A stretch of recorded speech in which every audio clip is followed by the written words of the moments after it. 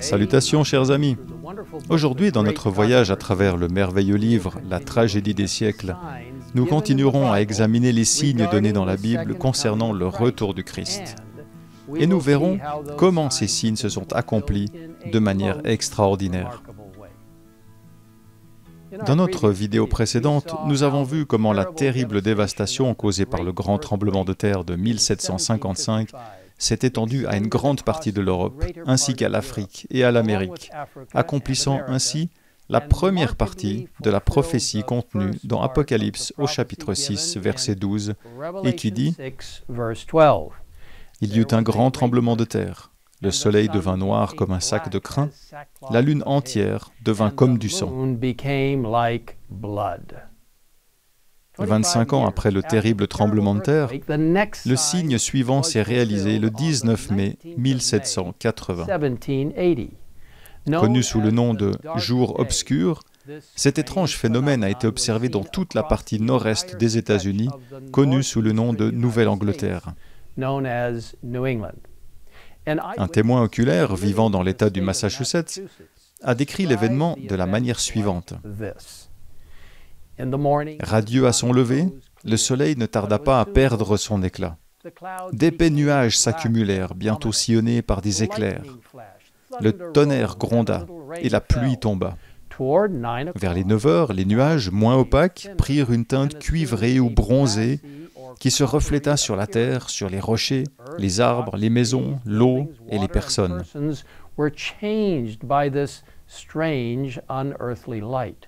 Quelques minutes plus tard, le ciel entier s'étant couvert d'un épais nuage noir qui ne laissa qu'une légère frange à l'horizon, l'obscurité devint aussi grande qu'elle l'est en général à 9 heures du soir, par une nuit d'été. La crainte, l'angoisse, la terreur s'emparèrent graduellement de tous les esprits. Sur le seuil de leur porte, les femmes considéraient le lugubre paysage. Des laboureurs revenaient des champs. Les écoliers congédiés regagnaient leur demeure en tremblant. Que va-t-il arriver? Cette question était sur toutes les lèvres et dans tous les cœurs. En effet, les gens se rassemblaient dans les églises, où, alarmés, des prédicateurs présentaient le message prophétique des signes du retour du Christ. Le soleil se changera en ténèbres et la lune en sang avant l'arrivée du jour de l'Éternel, de ce jour grand et terrible, a écrit le prophète Joël. Cette nuit-là, après minuit, les ténèbres se dissipèrent et la lune, lorsqu'elle fut visible pour la première fois, était rouge comme du sang. Pourquoi ces signes ont-ils été donnés? Dans la tragédie des siècles, nous lisons « Une grande réforme devait se produire pour préparer un peuple digne de subsister au jour de Dieu. Voyant que plusieurs de ceux qui prétendaient être ses enfants n'édifiaient pas en vue de l'éternité, Dieu, dans sa miséricorde, allait leur adresser un message d'avertissement pour les arracher à leur torpeur et les amener à se préparer pour la venue du Seigneur. » Ce message d'avertissement se trouve dans Apocalypse 14, où un triple message est proclamé à toute nation, à toute tribu, à toute langue et à tout peuple. Après quoi le Christ reviendra. Le premier de ces avertissements reconnaît Dieu comme créateur et annonce l'approche du jugement. Ce message, déclare Ellen White, fait partie de l'Évangile éternel. Or, la proclamation de l'Évangile n'a pas été confiée aux anges, mais aux hommes, écrit-elle. Alors que les signes donnés par les prophéties s'accomplissaient, les yeux commençaient à s'ouvrir. Et cet avertissement fut effectivement donné au monde par des hommes fidèles, attentifs aux directions du Saint-Esprit et à l'enseignement des Écritures.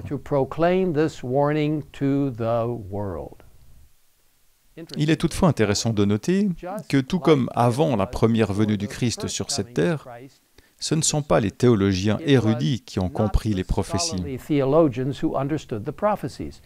Ce sont plutôt ceux qui étaient plus humbles et disposés à étudier attentivement la parole de Dieu avec un cœur ouvert. C'est à eux que la vérité a été révélée. Comme Jésus l'a déclaré dans Jean au chapitre 8 et verset 12, « Celui qui me suit ne marchera pas dans les ténèbres, mais il aura au contraire la lumière de la vie. Dans notre prochaine vidéo, nous ferons la connaissance d'un tel homme. Un homme qui au premier abord semblait peu susceptible de porter un message aussi important, mais qui a été utilisé par Dieu d'une manière puissante. Mais en attendant, je vous encourage à découvrir les signes du retour du Christ en lisant le chapitre intitulé « Les précurseurs du matin » dans le livre « La tragédie des siècles ». Vous pouvez télécharger ce livre gratuitement et en plusieurs langues sur le site thegreatcontroversyproject.org. Si vous ne l'avez pas encore fait, je vous invite à télécharger votre copie gratuite dès aujourd'hui. Chers amis, prenez courage. Le retour du Seigneur est proche. Les signes sont révélés dans sa parole et un message clair doit être donné au monde. Je vous invite à poursuivre notre voyage ensemble pour en savoir plus sur ces messages très importants. Et maintenant, inclinons nos têtes pour prier ensemble. Cher Père, nous te remercions pour les nombreux signes que tu nous as donnés, pour les prophéties des Écritures qui nous disent que le retour de Jésus est très proche. Aide-nous à être conscients, à comprendre et à nous concentrer sur la manière dont nous pouvons partager avec les autres cette merveilleuse bonne nouvelle du salut en Jésus-Christ et de son retour imminent. Que tu puisses nous bénir alors que nous poursuivons ce voyage au milieu du grand conflit céleste. Nous te demandons tout cela au nom de Jésus. Amen.